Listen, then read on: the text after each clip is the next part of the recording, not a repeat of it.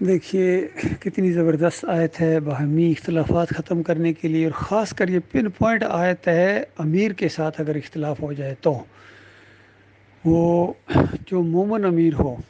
اور ڈاکٹر عثمانی صاحب کہہ رہے ہیں کہ یہ نہیں کہ کوئی کافر مشرک کو امیر بنا لیا جائے، تو اس کی بات نہیں ہو رہی ہے. وہ جو مومنوں کا امیر ہو، مومنوں اس کی بات ہو رہی ہے. تو اس میں یہ ایک بات نکلی کہ اگر امیر کافر اور مشرک ہو جائے تو پھر تو سوال ہی، پھر تو ختم ہو گیا مسئلہ، کہانی ختم ہو گئی نا. یہ جو اللہ اور اللہ کے رسول کی طرف پھیرو، یہ مخلص مومن امیر کی بات ہو رہی ہے کہ کوئی وہ ایسا حکم دے جو قرآن و حدیث کے مطابق نہیں ہے، تو آپ جو ہے اس سے اختلاف ممکن ہے.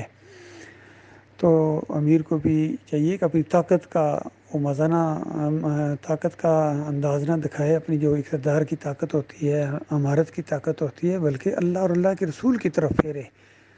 اور قیامت تک کے لیے حکم ہے. اور ڈاکٹر صاحب کہہ رہے ہیں کہ بہترین طریقہ ہے، اندازہ لگائیے.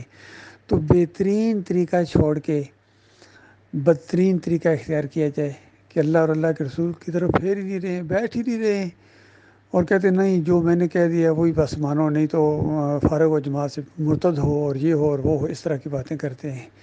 تو یہ بہت بڑی بات ہے بھائی، بہت بڑا شیطان کا وار ہوا ہے. جہاں جہاں تک یہ آواز پہنچے ان کو مجبور کرو وہ بیٹھ کے بات چیت کریں، اور تاکہ شیطان کا وار اس کے اوپر الٹ دیا جائے اور شیطان کو موقع نہ دیا جائے.